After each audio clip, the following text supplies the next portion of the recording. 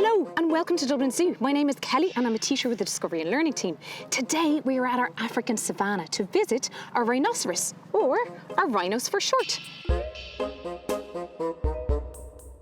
Have you ever wondered where the name rhinoceros came from? Well, rhinoceros in Greek means nose horn, and that's because they've got horns on their nose. A lot of people think that their horns are made of bone, but they're not at all. They're made of keratin. So you can find keratin in your hair, but also in your nails. So you've got the same material that rhino horns are made out of. How cool is that?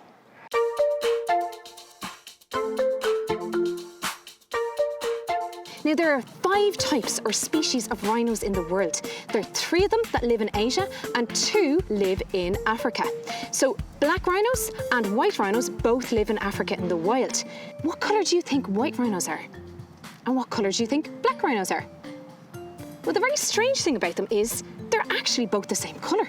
They're this grey colour that you see on a rhinoceros in the background here. So if they're both the same colour and they both look very like and come from similar areas, how could you maybe tell them apart?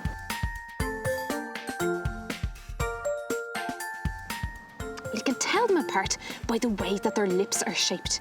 So when you look at a white rhino, they've got very flat or squared lips. So I'm going to make a face now, and I hope you can join me doing it at home. So I want you to squidge up your lips like this and make a white rhino face. So can you do that again?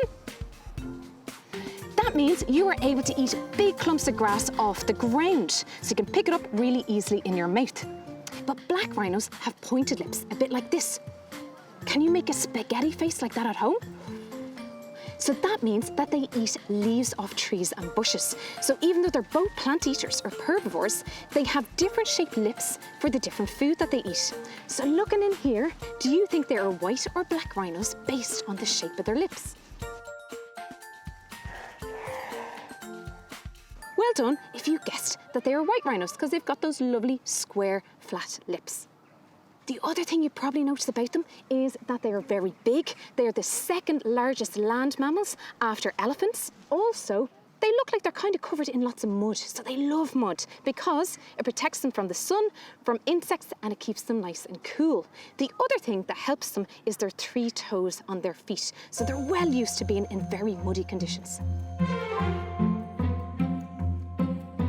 Our crash, or our group of rhinos in the background, have just got fed by our zookeepers. Adult rhinos in here eat about 50 kilograms of food a day. That's about the same weight as me in terms of their food per 1 rhino per day. Now, eating so much food means that you produce a lot of poo. So we're going to have a look at some rhino poo and see if they know who's who. So you've seen that our rhinos like to eat a lot of food. They're herbivores or plant eaters, which means they eat a huge amount of food at our zoo. And then when it passes out the other end, we can find some of the plants or the hay left in their poo or their feces. So this is what rhino poo or feces looks like.